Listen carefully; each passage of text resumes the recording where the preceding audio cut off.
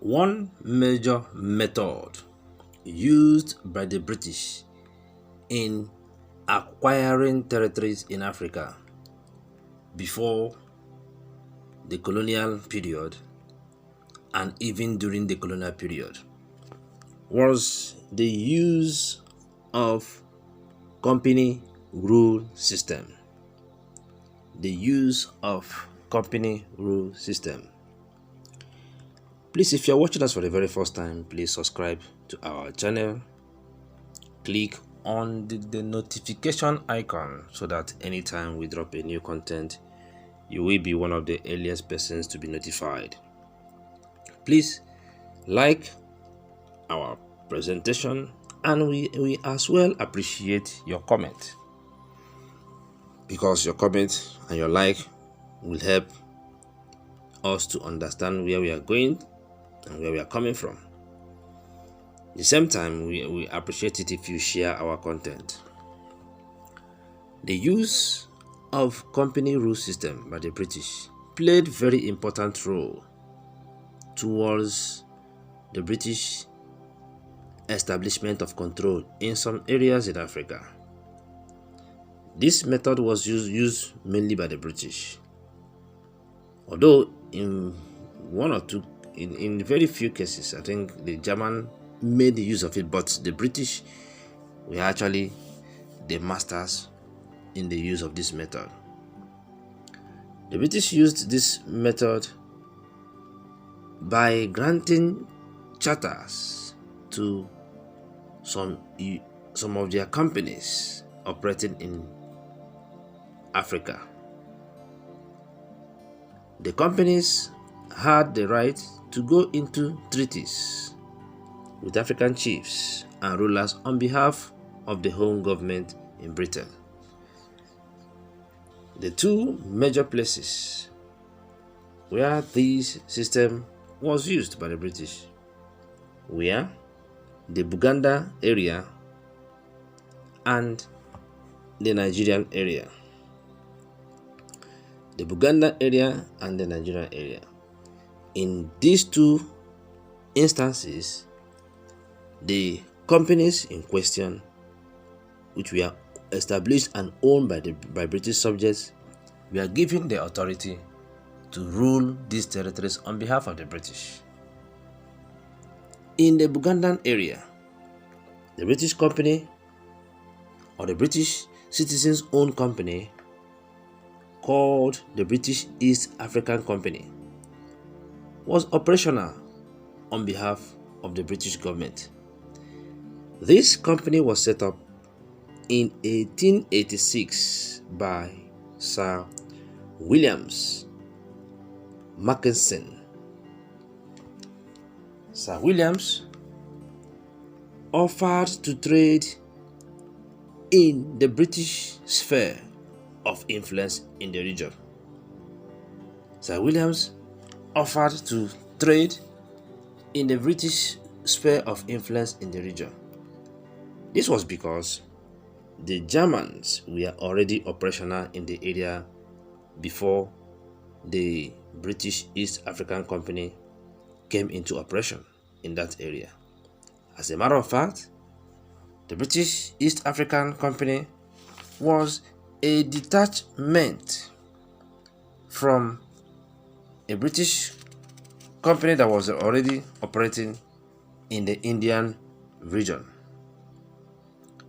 This British company that was already operating in the Indian region was from where this British East African Company was created from. And the name of the British company that was already operating in the Indian region was the British India Steamship Company. That was from where Sir Williams Mackensen set out and established the British East African Company.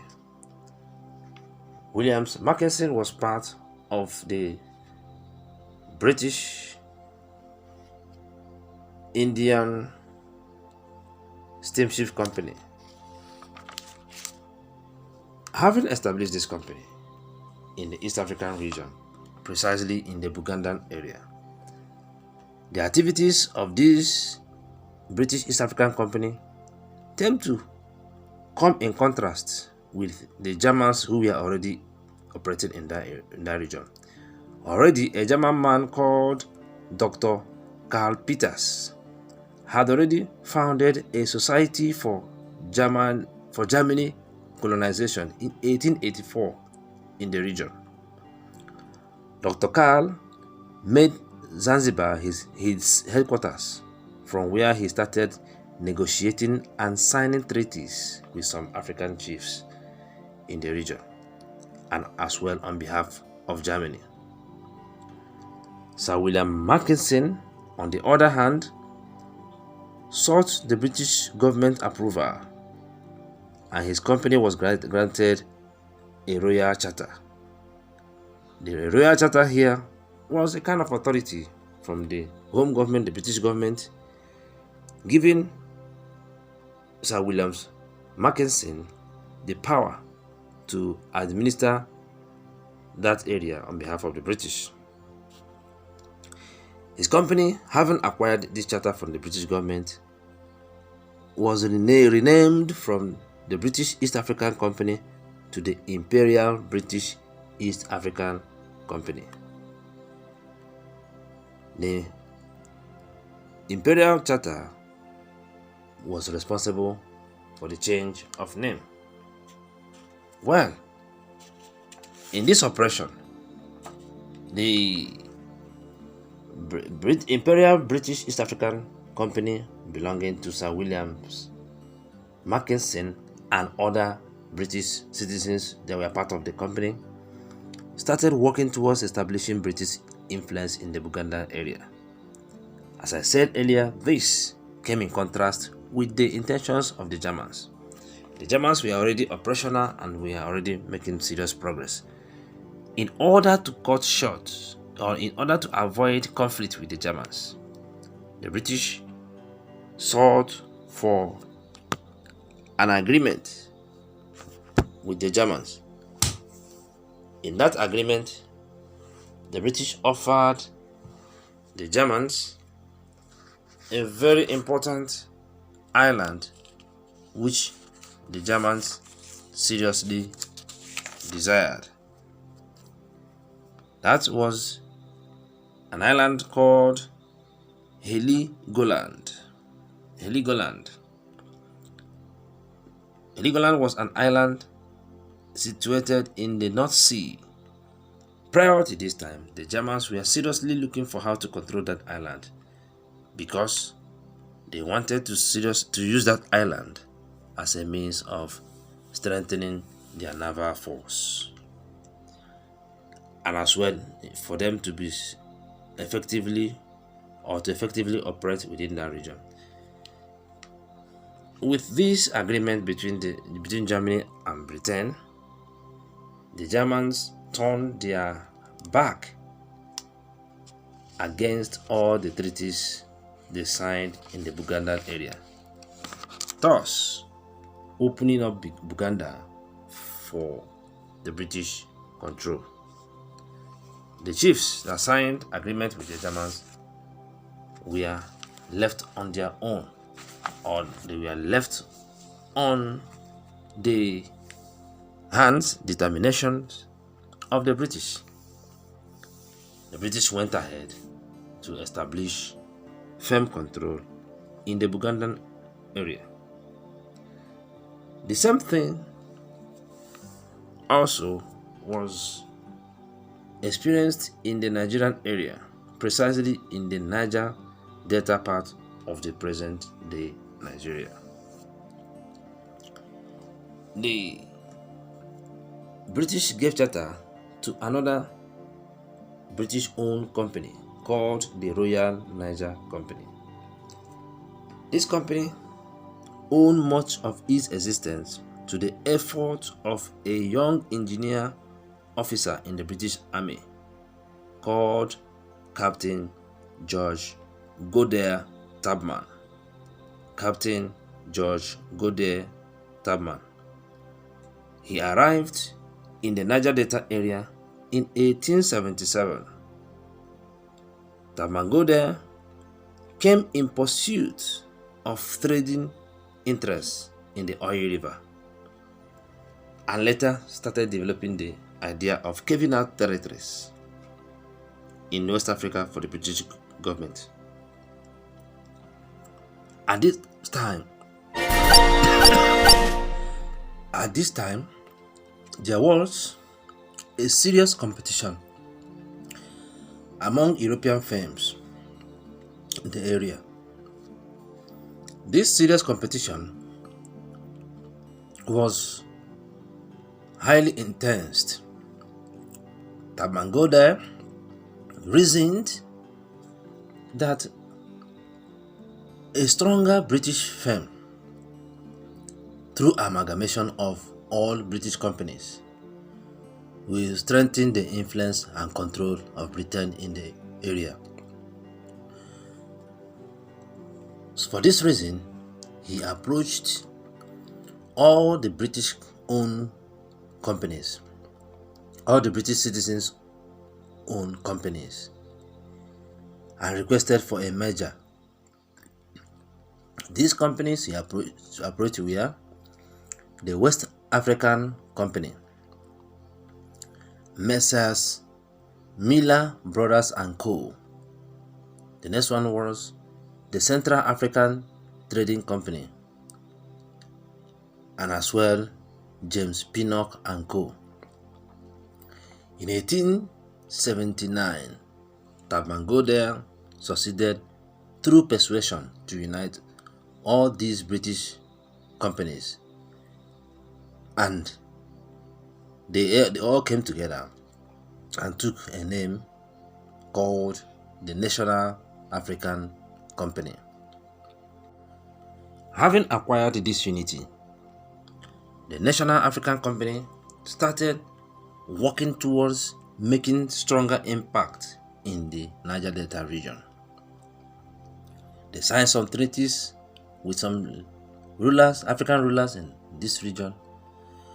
Most of the documents they presented helped Britain to argue towards the control of the Niger Data region during the 1884 to 1885 Berlin Conference.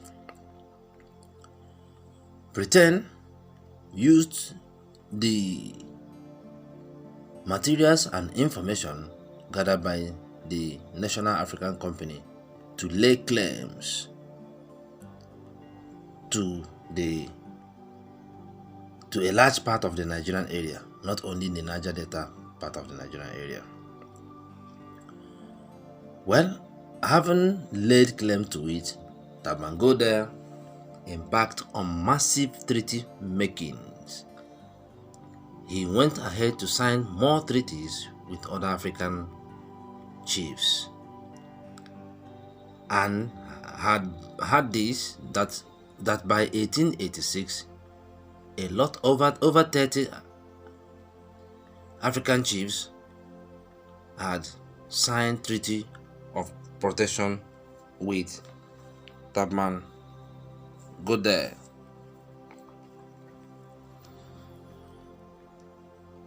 With this success, the British government were happy with him. But he had what can be called a concealed ambition to exercise political authority over the area. With the increasing influence of the French and the Germans, Tabangode approached the British government and pressured them into granting his company a charter. This charter, which can be referred to as authority to control the area on behalf of the British, was granted to the National African Company controlled by Tabangode on the 10th of July 1886. With this charter, the name of the National African company was changed and a new name was given, and the new name was the Royal Niger Company. Lord Abadare was then appointed the company's first governor, while George Tabangode was the deputy governor. This company went ahead to establish political control. They created a military force, created legal structures, and started operational in the area. Well, with time, the charter was removed by the British government due to complaints of the activities of the Royal Niger Company. But the bottom line was this: the use of company rule or company control structure played very important role, or played very important positive role towards the British move to create and generate political control in some of the territories they acquired in Africa. As I said earlier, if you're watching us for the very first time, please subscribe to our channel and click on the notification icon, share our content, like, and contribute through the comment section. Thanks for being part of this channel.